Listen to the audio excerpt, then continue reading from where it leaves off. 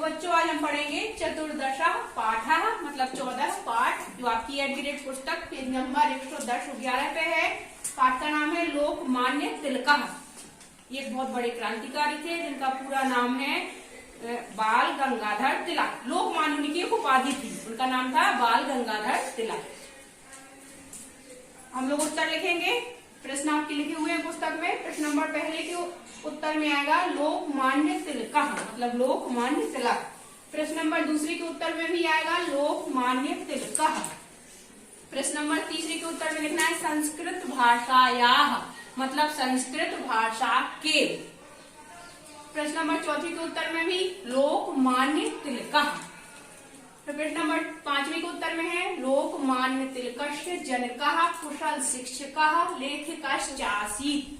लोकमान्य तिलक के जनक होते हैं पिताजी, कुशल शिक्षक, बहुत अच्छे शिक्षक थे और लेखक भी थे।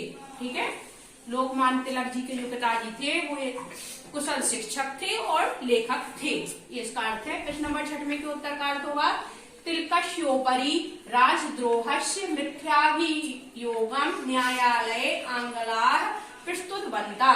तिलक जी के ऊपर, मतलब लोकमान्य बाल गंगाधर तिलक जी के ऊपर राजद्रोह का मिथ्याभियोग, राजद्रोह कहलाता है देश के प्रति कोई द्रोह करना है, उनका मिथ्याभियोग कहलाता है झूठा आरोप लगा दिया गया था। न्यायालय में आंगल कहलाते हैं, अंग्रेजों के द्वारा प्रस्तुत किया गया था।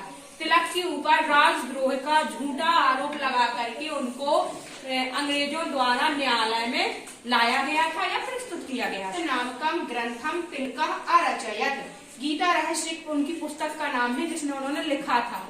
तिलकः अरचयत, देखो अरचयत लगा जी, आ लगा रहता है जिस धातु में, लंग लकार की धातु होती है भूतकाल वाली। अरचयत मतलब उन्होंने रचा या लिखा। गीता रहस्य नामक ग्रंथ तिलक ने लिखा या रचा। जो परिश्रम या मेहनत नहीं करता उनकी सहायता परमात्मा भी ना नहीं करोति करते हैं, मतलब जो उद्यमहीन, जो अपरिश्रमी या मेहनत ना करने वाले लोग हैं उनकी सहायता भगवान भी नहीं करते। प्रश्न नंबर 9 का उत्तर का अर्थ होगा जन जागरणस्य कृते शिवराजोत्सवस्य गणेशोत्सवस्य च प्रारंभम अकरोत्।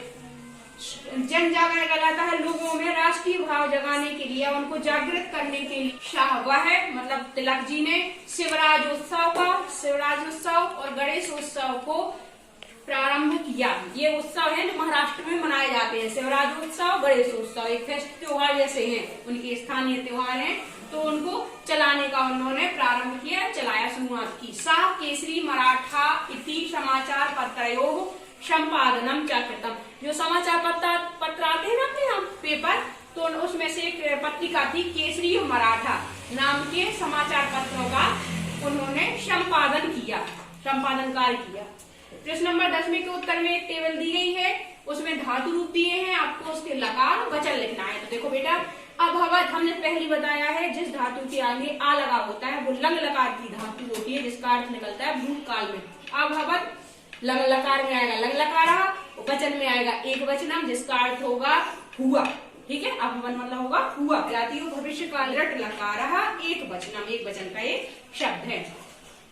गा नंबर पे अश्मी, ये लट लकार एक वचन का शब्द है। है करोति, ये भी लट लकार एक वचनम का पद है। फिर भांति, ये भी लट लकार एक वचन का शब्द होगा। हम इनको थोड़ा सा उच्चारण कर लेते हैं। संस्कृत भाषायाः लोकमान्य तिलकस्य जनकः कुशल शिक्षकः लेखकश्च आसीत्। इसका मतलब लेखकः च आसीत्, तो तीनों शब्द जब एक साथ लिख दिए तब आ गया लेखकश्च आसीत्। इसमें 3 शब्द है, देखो पहला है लेखकः, फिर है च और आसीत् थे, लेखक भी थे। तो ये तीनों शब्द संस्कृत में संधि के द्वारा लिख दिए गए और लिख दिया गया लेखकश्चासीत्, लेखकः च आसीत्, वो लेखक भी थे। तिलकस्योपरि, इसमें भी देखो संधि, गुण संधि है। तिलकस्य धन उपरि, आ उ मिलके ओ गुण हो गया। इसमें भी 2 शब्द मिले हैं। तिलकस्य मतलब तिलक के, उपरि कहलाता है ऊपर, तिलक के ऊपर। राजद्रोहस्य मिथ्याभियोगम देखो इसमें भी आपकी वही दो शब्द मिले हुई है और दीर्घ संधि है। मिथ्या धन अभियोगम, मिथ्या का आ और अभियोग का आ दोनों मिल गए, बड़ा की मात्रा या में लग गई, शब्द बन गया मिथ्याभियोगम। मिथ्या होता झूठा, अभियोग होता आरोप, तो मिथ्याभियोगम न्यायालये आंग्लाः प्रस्तुतवन्तः गीता रहस्य नामकं ग्रंथं तिलकः अरचयत् उद्यमहीनस्य सहायतां।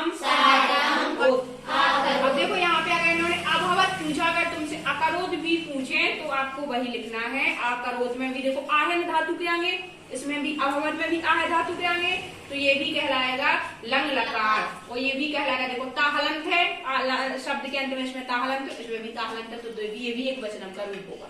अगर पेपर में इसकी जगह ये भी रख दें तो बिल्कुल घबराना डरना नहीं है, अपने आप समझ लेना कि वो शब्द भी अभवत उसका ताहलंत था, इसमें भी अकरोध में ताहलंत है, आ लगा था, तो लग लकार होगा और एक वचनम होगा। इसके समान कोई भी धातु में लिख दें, अकरोध लिख दिया, अपठत लिख दिया, अपठत में भी अपठता होगा, हलंत होगा, तो वो भी लग लकार एक वचन का ही रूप होगा।